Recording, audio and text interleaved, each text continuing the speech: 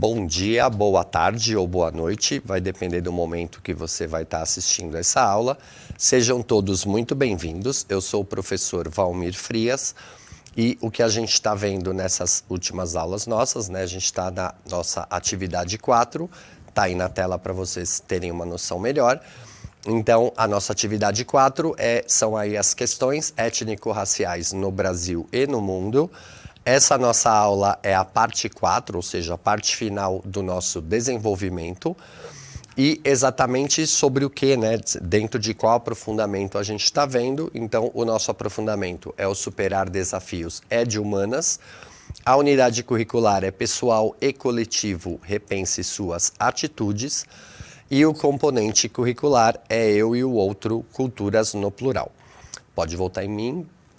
Pessoal, já que a gente está iniciando a aula, né, começar aí a fazer as apresentações, as primeiras aí, né? Vou fazer minha audiodescrição para vocês. Eu sou um homem de 52 anos, 1,89 m de altura. Hoje eu estou com uma calça jeans, tênis, uma camiseta preta, um moletom azul. E aproveitando a audiodescrição, já vou falar também do pessoal de Libras, né, que muito nos auxilia aí nas nossas aulas, né, deixando elas mais abrangentes e com certeza muito mais acessíveis, né, a todos.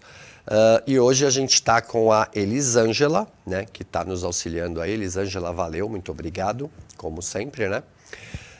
E continuando também nessa apresentação, não posso esquecer de dar essa dica para vocês, né? Uma dica muito boa, inclusive, que é o nosso novo canal aí no YouTube, né? Canal do Centro de Mídias, né, de São Paulo, que seria o nosso canal de educação antirracista. Ele tem vários vídeos, né, falando a respeito desse assunto, falando de educação antirracista. A educação, né, o ensino, por exemplo, de história da África, tal, né, para entender melhor essa parte do nosso povo aí também, e que também, consequentemente, é parte integrante aí da história. Esse canal de educação antirracista acaba auxiliando bastante nisso, né? Ele já tem vários vídeos tal, e na realidade estão sendo pegas, né, aulas de todos os professores do Centro de Mídias que tem aí uma temática, ou dentro da aula tem algum tipo de coisa relacionada a essa temática antirracista.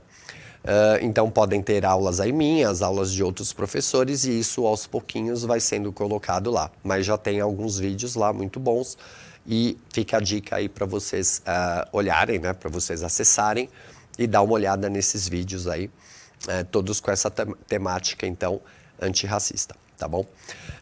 Pessoal, e continuando, né, falando agora do nosso respaldo pedagógico, né, tá aí na tela para vocês a habilidade, então, do novo ensino médio, né, a que a gente está analisando aí nessas últimas aulas, essa habilidade EM13 CHS 601, aonde identificamos e analisamos aí as demandas e os protagonismos políticos, sociais e culturais dos povos indígenas e das populações afrodescendentes, incluindo aí também os quilombolas, né, no Brasil contemporâneo, considerando a história das Américas e o contexto de exclusão e inclusão precária desses grupos na ordem social e econômica atual, promovendo ações para a redução das desigualdades étnico-raciais, o que é sempre muito bem-vindo, né? E com relação ao objetivo, está aí na tela também, seria aí o de introduzir os alunos nos assuntos relativos a questões étnico-raciais no Brasil e no mundo, como o eurocentrismo, o racismo e a própria evolução, entre outros assuntos, todos devidamente, né, e deliberadamente ligados às questões étnico-raciais. E continuando, né, eixo estruturante aí do novo ensino médio, o nosso eixo para essa aula é o EMIFCHS07, aonde a gente vai identificar e explicar situações em que ocorram conflitos, desequilíbrios e ameaças a grupos sociais, a diversidade de modos de vida, às diferentes identidades culturais e ao meio ambiente em âmbito local, regional, nacional e ou global, com base em fenômenos relacionados às ciências humanas e sociais aplicadas. Isso, pode voltar em mim. Pessoal, com relação, né, ao nosso cenário aqui, a gente está usando uma imagem, né, no chroma key aqui. É uma imagem, como sempre, pertencente aí à própria aula, né, à própria apresentação aí criada para a aula, produzida justamente para essa aula. E ela é uma imagem bastante emblemática nessa questão do que exatamente a gente vai falar. Dentre outros assuntos de branqueamento social, tal, são termos que a gente vai usar aí, questão de eugenia e tal. E essa imagem ela é bem emblemática quanto a isso, né? Porque ela mostra aí, o nome da tela é a Redenção de Cã, né? Então Cã é um personagem da Bíblia tal, e que na verdade Cã seria, né, pensando na questão da Bíblia, né? E das tipologias aí existentes na Bíblia, seria o primeiro negro, né?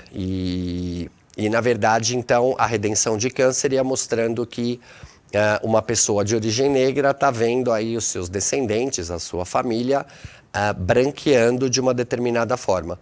Eu vou pedir, assim, eu sair da tela um pouquinho, mostrar a tela toda para a gente entender melhor o contexto. Aí, produção, obrigado. Então, essa tela mostra uma mulher negra, cuja filha é já descendente não só de negros, mas também de brancos. Então, a filha dela ficou, né, com um tom de pele mais claro. E essa filha casou com uma pessoa branca, no caso, o marido que está ali do lado. E o filhinho nasceu bem branquinho. Então, é daí que vem a imagem da senhora lá, que seria a avó do menino. E na imagem ela está praticamente agradecendo a Deus esse branqueamento do neto. Então, é algo que, assim, hoje em dia, né, ainda mais com a questão de orgulho negro, tal, né, que as pessoas têm sim que ter o orgulho, né, pela sua etnia, tal, é algo meio difícil da gente pensar, mas para esse momento, e a gente está falando aí de final do século XIX, início do século XX, até mesmo a política de governo, né, tinha um pouco dessa ideia, junto aí com ideias que vieram, por exemplo, da eugenia, né, que era uma ciência aí muito em voga, né, ou a gente poderia hoje dizer uma pseudociência, e que acaba depois perdendo força, né, pela própria melhoria, né, um aumento assim de ideias tal no campo da biologia, bem como também da genética. Então a eugenia acaba ficando relegada assim, né? E hoje em dia a gente praticamente não fala mais a respeito disso. Mas foi algo que foi dado muita importância, né? Em fins aí do século XIX até o começo do século XX, lá para a década de 20, né, do século XX, ainda se falava a respeito disso e ainda se tinha essa ideia de que branquear-se a população do Brasil era uma atitude bem-vinda e que devia ser até mesmo pensada pelos governos nesse sentido. E hoje a gente sabe que isso não tem o mínimo cabimento, mas era algo muito em voga nesse momento, tá? Então, exatamente o que a gente vai ver nessa aula está aí na tela para vocês. A gente vai continuar, então, a analisar alguns dos conceitos, né, já vistos em atividades anteriores. E a partir de agora a gente vai analisar mais a fundo essas questões étnico-raciais, que seria, então, o tema dessa atividade 4 que a gente está vendo, pela ótica da filosofia, né? Mas vendo aí essa questão das memórias históricas tal, e como parte integrante aí da própria noção de história social, principalmente falando aí em termos de Brasil, né? E para isso, né, além da filosofia, a gente acaba também utilizando bastante aí a questão da própria história, né, da sociologia, para a gente entender melhor, e é o que a gente então vai estar vendo no decorrer desse desenvolvimento parte 4, que é a nossa aula de hoje, tá bom? Pessoal, e para a gente começar, como sempre eu deixo algumas questões aí, né, para vocês poderem fazer uma pesquisa, poderem se aprofundar um pouco em assuntos que foram tratados naquela aula que a gente está terminando, e eu acabo sempre respondendo isso na aula seguinte. E é o que a gente vai fazer agora, tá aí na tela para vocês. O primeiro questionamento que eu deixei, então, ao término da aula anterior, foi esse, né? O que é eugenia? Disserte a respeito. Então, uma boa resposta para isso, e que eu estou trazendo para vocês aqui, é que eugenia é um termo criado em 1883, como eu disse, finalzinho do século XIX, por esse cientista Francis Galton. Ele nasceu em 1822, morreu em 1911, e significa, né, o termo eugenia significa bem-nascido. Ou seja, se a pessoa era bem-nascida, tranquilo, se ela não fosse, essa ciência da eugenia, ou essa pseudociência, tentava direcionar a evolução de uma forma que as etnias não tão bem vistas começassem de uma forma até mesmo científica e sistemática a diminuir até o momento que terminasse, parasse de existir.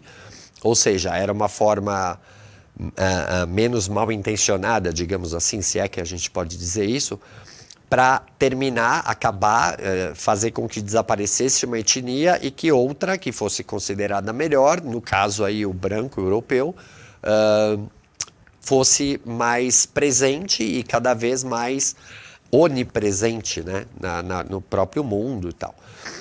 Então essa era a ideia aí da eugenia, né?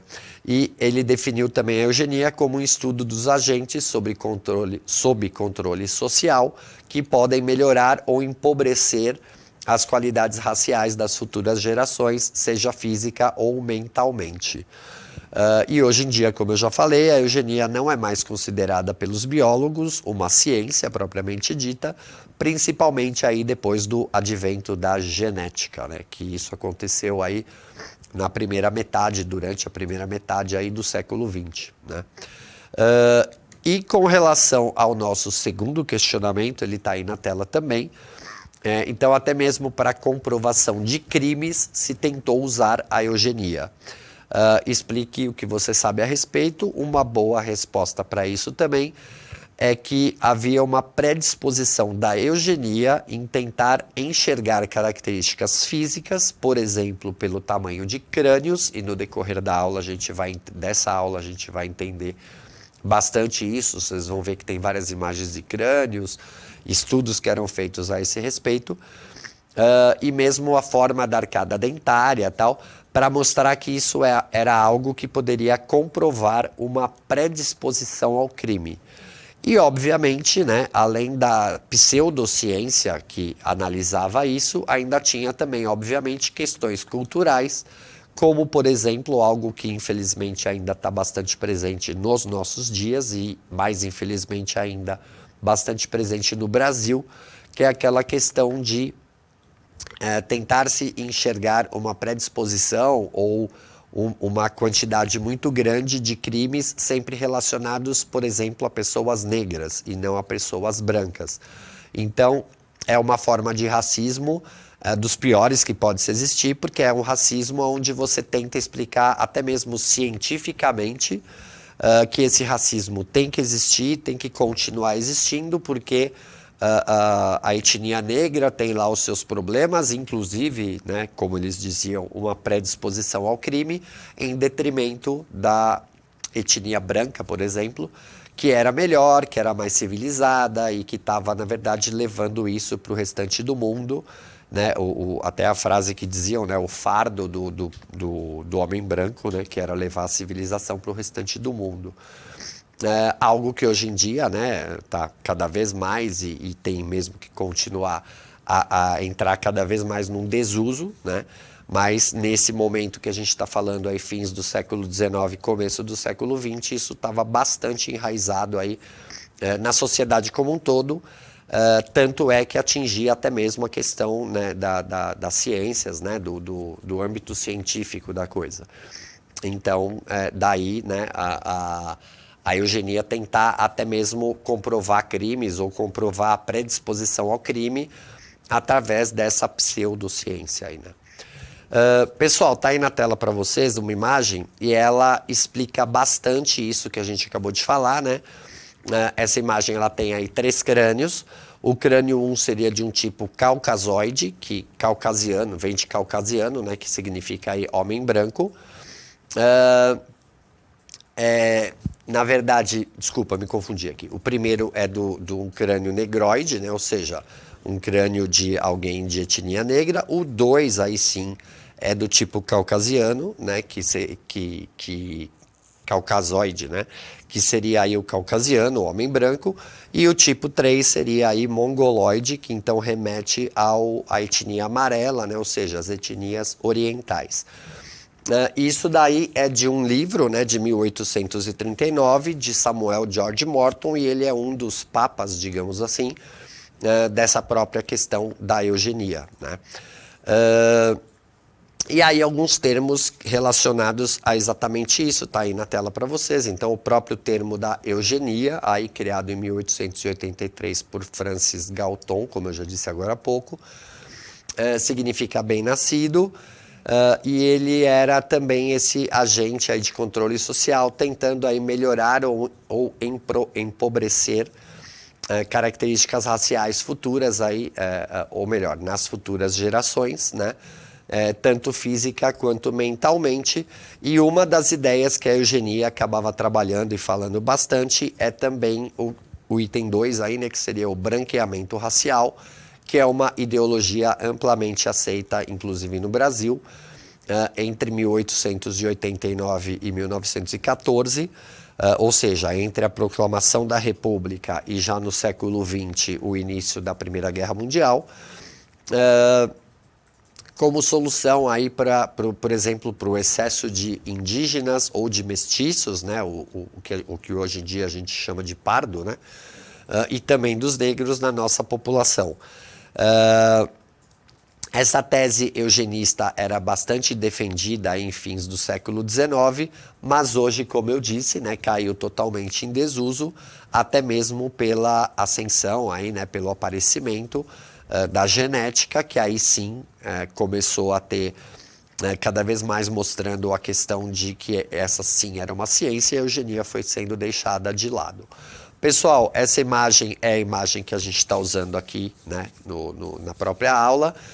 Como eu disse, ele chama A Redenção de Cã, é de 1895, de autoria de Modesto Brocos e Gomes, e mostra então o branqueamento da população e, como eu disse, né, a mãe negra, a filha dela, né, já com uma característica híbrida aí, né, o esposo dela é branco, e o filho acabou então nascendo branco. Então daí, né, dá para notar que a avó parece que está agradecendo aos céus aí o fato do menino ter nascido branco, mostrando o quão forte era na população o sentimento de que deveriam de qualquer maneira aí promover o branqueamento da população.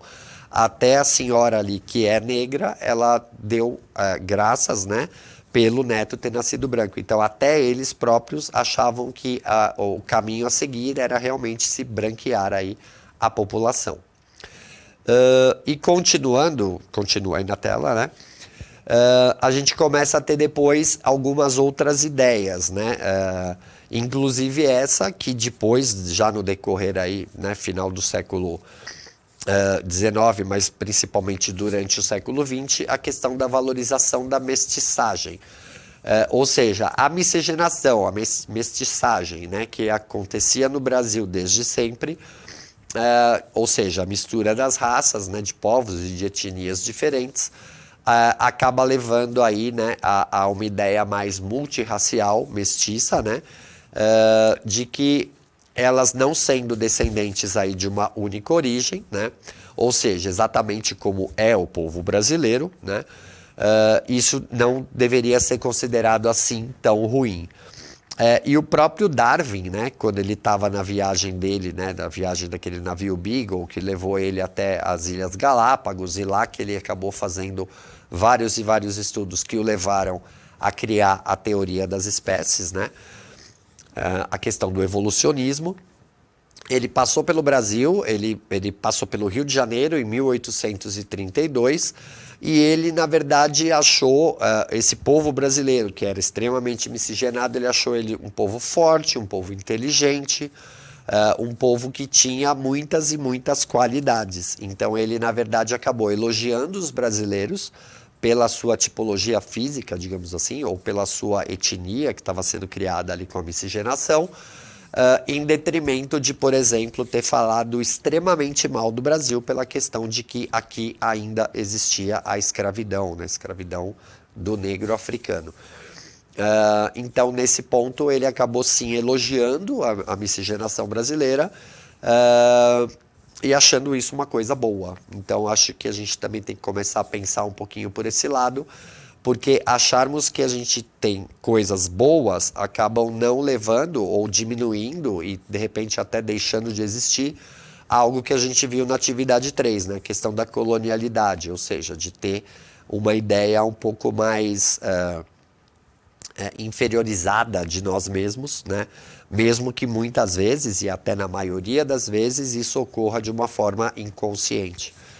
Mas a gente tem que ter essa ideia de Darwin aí para entender que isso é algo que a gente deve, sim, e cada vez mais, achar uma coisa boa no brasileiro e não uma coisa de somos inferiores ou algo do gênero, tá bom?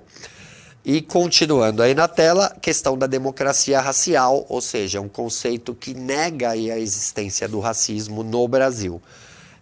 E ela acaba sendo tratada aí como mito, né, e ideologia, para buscar exprimir aí a vigência de uma suposta democracia plena que se estenderia às pessoas de todas as raças, a despeito das desigualdades motivadas pelas estruturas racistas, culturais, sociais e políticas brasileiras. Ou seja, isso tenta dizer que no Brasil existe uma democracia racial e que todos são tratados de uma forma igual. E a gente sabe que não é isso que acontece. Se assim fosse, né, se realmente existisse uma democracia racial no Brasil, nós não precisaríamos, por exemplo, de uma lei de cotas para, dessa forma, tentar colocar mais pessoas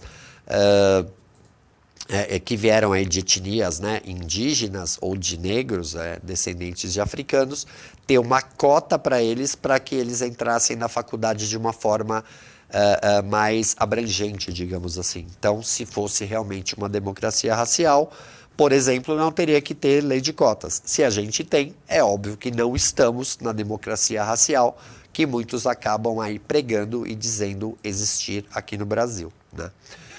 Tá aí na tela também, essa litografia do mesmo livro lá, né, do Crânia Americana, de Samuel George Morton, de 1839, que é o que mostram, por exemplo, aqueles crânios da imagem anterior, que tinham lá 3 tipos de crânio.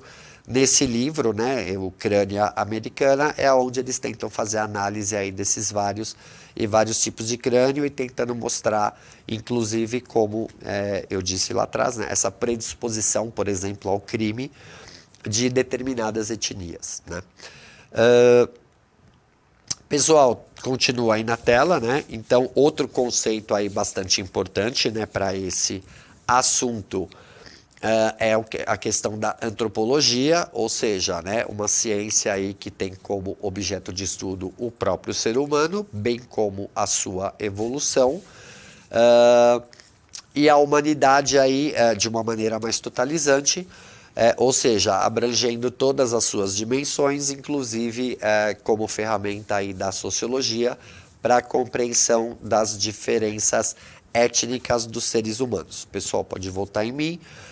Então a antropologia ela acaba mostrando, né, essa questão das diferenças, às vezes não tanto diferenças étnicas realmente, mas focando muito mais às vezes em questões aí políticas, culturais e sociais dessas várias etnias, e não tanto dando ênfase na questão étnica mesmo, né, que seria uma parte mais ligada muito mais, né, ligada à questão da biologia e não da antropologia. A antropologia acaba vendo mais pela questão cultural, que acaba inclusive abrangendo aí tanto obviamente a cultura, mas também a política, a sociedade, como que elas são dispostas, formadas e como que elas evoluíram inclusive. Aí tem uma imagem para vocês aí de uma colagem de diversos grupos étnicos, né?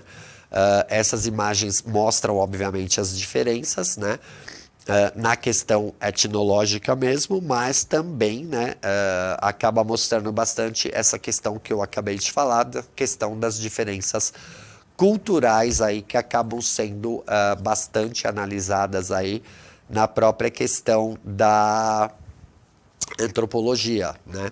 Então, é isso que a gente acaba vendo e vendo aí com mais ênfase, né, na ciência e na antropologia, né? Pessoal, uma coisa que é importante, que eu falei na aula de ontem, eu acho importante falar para vocês hoje de novo, e a gente está nesse clima aí de Copa do Mundo, né? Utilizem a Copa do Mundo, obviamente, né? A gente está lá para assistir os jogos, tá? O campeonato em si, mas utilizem também para ver um pouco dessa questão da empatia, essa questão do entender e conhecer melhor as outras culturas. E a Copa do Mundo é um momento que a gente consegue enxergar, consegue ver as várias culturas, tal, essas diferenças, porque assim, ali o intuito, né, de todo mundo que está ali, uma das coisas é também mostrar um pouco da sua cultura. Então o país sede tenta mostrar, né, como que é a sua cultura, suas vestimentas, suas músicas, suas danças. Isso acaba sendo mostrado bastante para o restante do mundo, principalmente pelo país sede. Mas os outros países que estão lá e que estão participando, muitas vezes vão entrevistar os torcedores, eles estão lá com roupas típicas ou com roupas que remetem às suas roupas típicas, muitas vezes com canções, que são canções da sua cultura, danças, instrumentos musicais, e isso acaba sendo uma forma da gente conhecer um pouco mais essas culturas e também começar a entender e praticar a empatia, ou seja, se colocar um pouco no lugar do outro, entender um pouco mais essa cultura. É lógico que num jogo de transmissão de Copa do Mundo a gente não vai entender tudo, mas já vai ajudar a gente bastante nisso também, tá? Pessoal, e agora vamos aí para as questões, né, que eu vou deixar aqui para vocês, para a gente poder analisar e ver direitinho na próxima aula, tá? Então, tá aí a primeira questão que eu vou deixar para vocês, né? O que era o chamado branqueamento racial? E fale mais sobre isso. Ou seja, eu já falei um pouquinho, mas é essa questão de se tentar aí de formas pseudocientíficas, né? Ou de formas a tentar mesmo uma ação contra isso, que era muitas vezes, assim, já lá no final do século XIX, começo do XX, quase que uma política de governo, né? Hoje em dia a gente já não tem mais essa ideia. Hoje em dia, bem ou mal, a gente até consegue entender que o Brasil é diverso e é rico, até mesmo por essa mistura racial, mas essa questão do branqueamento racial foi inclusive até posto né, começou a ser usado ou tentado fazer isso já lá no final do momento do Brasil Império, ou seja, do governo, né, do reinado aí de Dom Pedro II, né? Então é algo que estava incutido aí, né, no Brasil, até no próprio governo, tal. Então essa questão do branqueamento racial tem muito a ver com isso. Utilizem aí, né, esse momento para printar a tela, tal, para vocês inclusive terem essa questão e poderem levar isso adiante, tá? E o segundo questionamento está aí na tela também, né? Aproveitem aí também para printar e tudo. Porque devemos valorizar a nossa mestiçagem, disserte a respeito. Pessoal, pode voltar. Isso daí tem muito a ver com aquela própria frase do Darwin que eu falei para vocês agora há pouco, ou seja, ele valorizou essa mestiçagem brasileira e isso acaba mostrando que ela não é um problema, e sim, na verdade, uma qualidade do brasileiro. E Darwin enxergou isso e é como a gente tem também que levar um pouquinho isso adiante. Pessoal, tá aí na tela o terceiro questionamento, né? Podemos dizer que vivemos realmente em uma democracia racial? Explique o que você sabe a esse respeito. Eu, explicando agora há pouco, né, já mostrei para vocês que essa democracia racial, ela é, digamos, no mínimo aí, errônea, né? Então, não é dessa forma que a gente tem que entender, mas façam a sua pesquisinha lá até para vocês entenderem melhor e poder levar adiante aí. Pessoal, então a gente terminou aí, né, tá aí na tela, o desenvolvimento parte 4, E na nossa próxima aula, a gente vai encerrar essa atividade 4 aí com a nossa sistematização. Pessoal, pode voltar em mim.